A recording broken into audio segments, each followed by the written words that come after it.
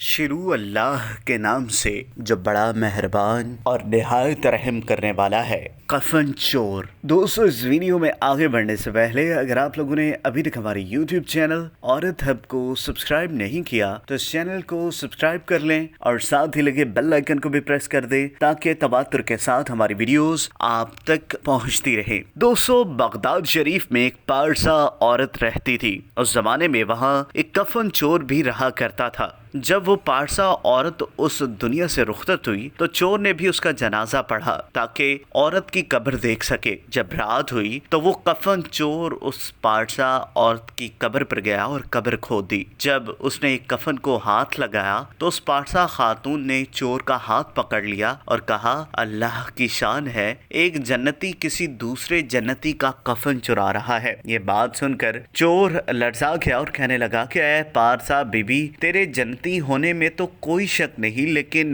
میں تو ساری زندگی مردوں کے کفن چرائے ہیں، میں کیسے جنتی ہو سکتا ہوں؟ اس پر وہ عورت بولی، اللہ تعالیٰ نے مجھے بخش دیا اور جس نے میرا جنازہ پڑھا اسے بھی بخش دیا، اور تو نے بھی میرا جنازہ پڑھا ہے۔ اس پر کفن چور شرمندہ ہوا، اس نے توبہ کی اور اپنے زمانے کا قطب بن گیا۔ شیطان کے وفد کی حضرت عثمان رضی اللہ تعالیٰ عنہ سے ملاقات۔ ایک دفعہ مدینہ منورہ میں قحط پڑ گیا، آسمان نے پانی برسانا چھوڑ دیا تھا اور زمین نے اناج اگانے سے انکار کر دیا تھا۔ اس قحط کی وجہ سے پورے شہر میں غربت پھیل گئی تھی، لوگ دانے دانے کے لیے محتاج ہو گئے تھے۔ حضرت عثمان غنی رضی اللہ تعالیٰ عنہ بہت بڑے تاجر تھے، ان کی تجارت پورے عرب میں پھیلی ہوئی تھی۔ اس دوران ان کا ایک تجارتی قافلہ شام سے لوٹا، اس قافلے میں 1000 اونٹ تھے کھانے پینے کی اشیاء کے ساتھ۔ جب یہ قافلہ مدینہ کو پہنچا، لوگوں کو تھوڑی راحت ہوئی، بچے بوڑھے خوش ہوئے، لیکن جیسے یہ قافلہ مدینہ پہنچتا ہے،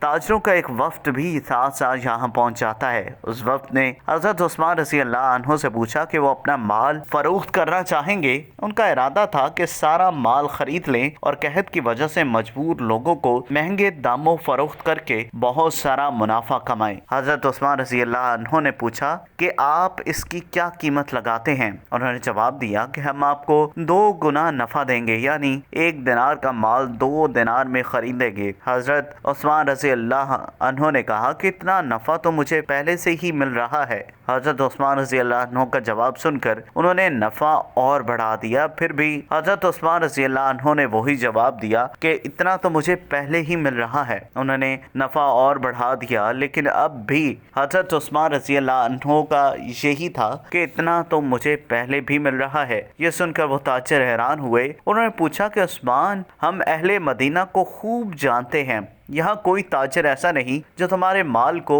ہم سے زیادہ قیمت میں خریدے، آخر وہ کون ہے جو تمہیں ہم سے زیادہ نفع دے رہا ہے؟ حضرت عثمان رضی اللہ تعالیٰ عنہ نے جواب دیا، اللہ جو نفع تم مجھے دے رہے ہو، میرے رب نے مجھے اس سے بہت زیادہ نفع دینے کا وعدہ کیا ہے۔ یہ کہہ کر حضرت عثمان رضی اللہ عنہ نے اپنے لوگوں کو حکم دیا کہ تمام اہل مدینہ اور ضرورت مند کے درمیان تقسیم کر دیا جائے۔ حضرت عثمان رضی اللہ عنہ کے سامنے اس وقت قرآن کی یہ آیت تھی، جو لوگ اپنا مال اللہ کی راہ میں صرف کرتے ہیں، ان کے خرچ کی مثال ایسی ہے جیسے ایک دانہ بویا جائے اور اس سے 7 بالیاں نکلے اور ہر بال میں 100 دانے ہوں۔ اس طرح اللہ جس کے عمل کو چاہتا ہے بڑھا دیتا ہے، اور فراغت دست بھی ہے اور علیم بھی۔ حضرت عثمان رضی اللہ عنہ کے پاس تاجروں کا جو وفد آیا تھا وہ در حقیقت شیطان کا وفد تھا، اور آپ رضی اللہ عنہ کو آزمائش میں ڈالا گیا تھا۔